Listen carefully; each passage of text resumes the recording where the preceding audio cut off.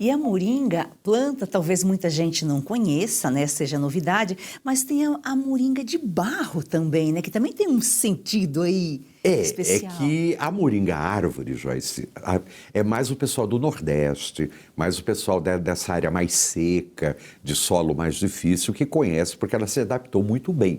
Porém, no norte da África, tem uma língua que falava de moringa para um recipiente de barro para purificar a água. E como nós recebemos mais de 3 milhões de africanos aqui no Brasil, ao longo de todo o processo de escravidão, esse termo passou a ser adotado por nós e a gente conhece o quê? Esse recipiente de barro que serve não apenas para armazenar, mas principalmente para esfriar a água. Isso que a maioria não lembra, não esquece, que esse recipiente de barro tem microfissuras, essas microfissuras ajudam a purificar a água e a resfriar. Você que mora no interior sabe muito bem como é gostoso tomar uma água de uma moringa de barro.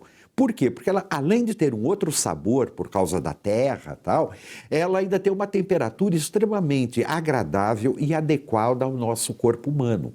Agora, tem a moringa também de barro, Joyce, com um significado mais espiritual, que a gente pode falar daqui a pouco. Tá, legal.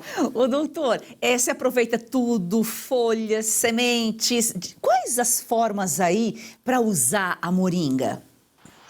Você tem uma recomendação básica, né, dela em pó, né, de você usar 1, 2 colheres por dia.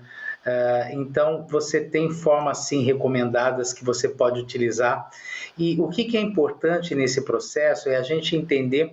Eu sempre brinco, né, eu estava buscando alguns textos mais específicos, é o caminho do meio, né, uma planta que fala muito do equilíbrio, né? Então, esse processo do equilíbrio... Walderson, você me trouxe uma lembrança da moringa lá do norte do Paraná, lá de Jacarezinho, lá do sítio, que ficava em cima de uma cantoneira, que a gente tomava aquela água fresquinha, né? É muito bom. Então, assim, 1 colher de chá, 2 colheres de chá, tá? Pó de folhas, né? Feito do pó das folhas. Você tem isso em cápsulas. Então, a gente sempre tem que entender, isso substitui o remédio, doutor João? Não, mas é um coadjuvante.